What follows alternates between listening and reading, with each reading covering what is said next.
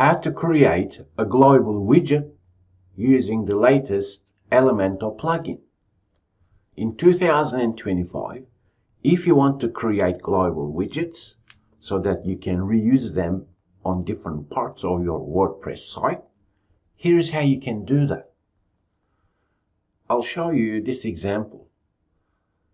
Let's imagine this image here, or let's say this heading area. When you see this pencil icon, you can right click on it and save as global. Let's say we name it as test image.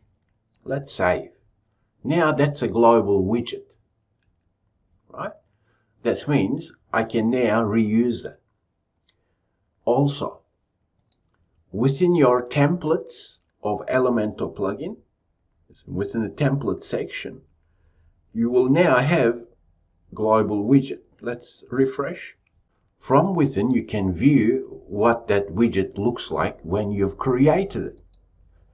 So, to give you another insight, when you want to create global widget, understand that pencil icon that you see when using Elementor, those areas of Elementor you can save as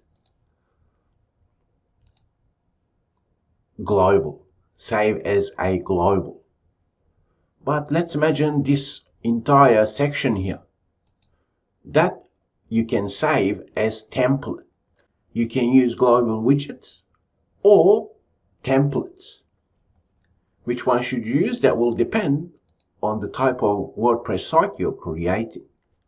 Also, when you're working on any landing page, you can press on the plus icon, and here you will have your global widget. So you can use it whenever you're working on your WordPress site. That is how you create global widgets using Elementor plugin for WordPress. I thank you for learning with Rankia.